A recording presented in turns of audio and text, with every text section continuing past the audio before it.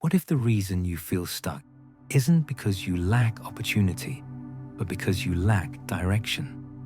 Today, we explore why most people fail not from inability, but from the madness of directionlessness. The false conception. Seneca reveals a profound truth. Let all your efforts be directed to something. Let it keep that end in view. It's not activity that disturbs people, but false conceptions of things that drive them mad. Most people think they're overwhelmed by too much to do. But that's not the real problem. The real problem is that they don't know why they're doing any of it. You're not disturbed by your busy schedule. You're disturbed by the lack of clarity about where it's all leading. When you don't have a clear destination, every path feels overwhelming because you don't know if you're moving toward something meaningful or just spinning your wheels.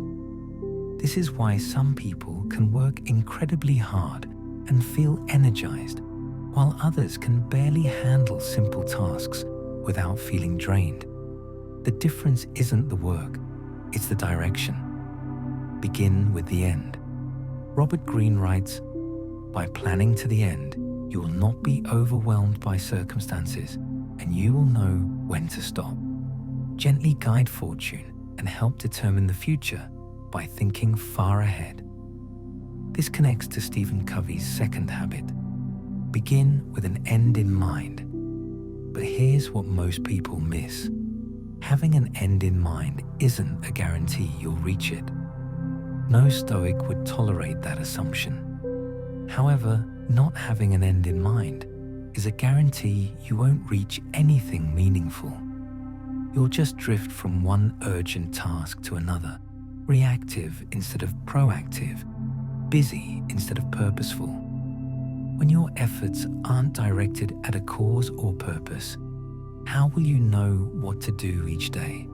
How will you know what to say no to and what to say yes to? How will you know when you've had enough, when you've reached your goal, when you've gotten off track?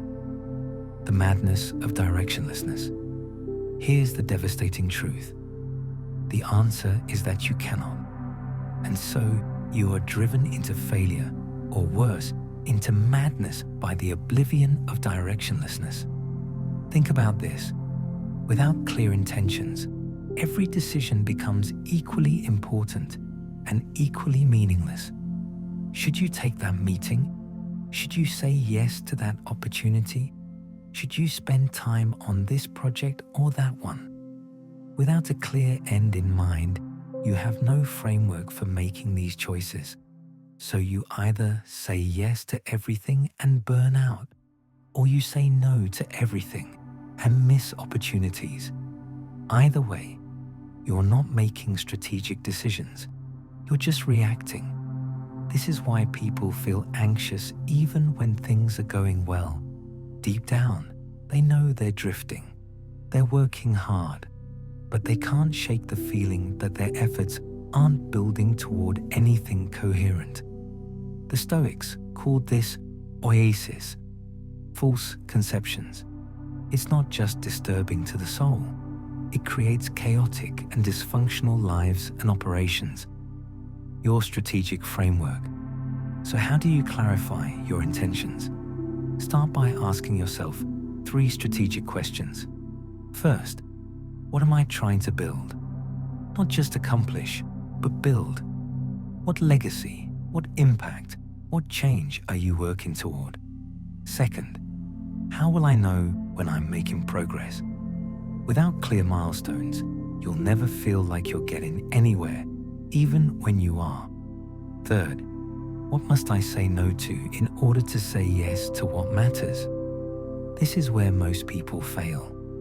They try to do everything instead of doing the right things. When you can answer these questions clearly, decision-making becomes simpler. Not easy, but simpler. You have a framework for evaluating opportunities, for prioritizing tasks, for knowing when to push forward and when to step back. Your directed efforts, Remember Seneca's wisdom. Let all your efforts be directed to something, not scattered among a dozen different goals, not reactive to whatever seems urgent today, but directed toward an end you've consciously chosen. This doesn't mean you'll definitely reach that end. The Stoics understood that outcomes aren't entirely under our control, but it means your efforts will be coherent, strategic, and purposeful instead of chaotic and reactive.